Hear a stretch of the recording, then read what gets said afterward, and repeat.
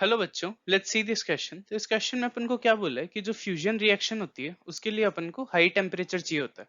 और इसका रीजन दिया है कि फ्यूजन के अंदर जो दो लाइट न्यूक्लियाई के अंदर सफिशिएंट इनिशियल एनर्जी होनी चाहिए कि वो दोनों जो कुलम पोटेंशियल बैरियर होता है उसको ओवरकम कर दे।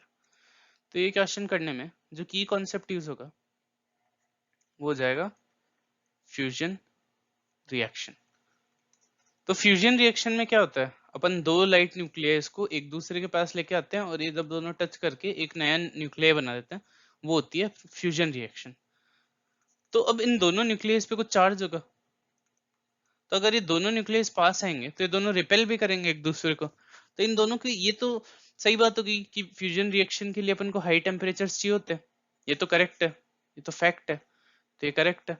अब इसका रीजन जो है वो मैं एक्सप्लेन कर रहा हूँ कि ये रिपेल करेंगे। तो जो इनिशियली जो कुलम पोटेंशियल बैरियर होता है इन चार्जेस की वजह से जो ये रिपल्शन आ रहा है, तो इनके पास इतनी इनिशियल एनर्जी होनी चाहिए कि दोनों इस रिपल्शन को अपोज करके एक दूसरे की तरफ जाए और फाइनली मीट करें।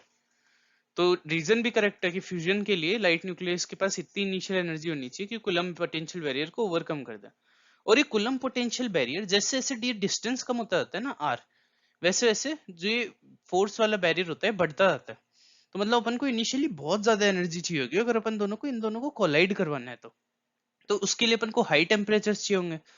तो जो रीजन है वो असर्शन को एक्सप्लेन कर रहा है कि कूलम पोटेंशियल बैरियर को ओवरकम करना है और वो बहुत ज्यादा होता है, इसलिए अपन को हाई टेम्परेचर चाहिए होते हैं।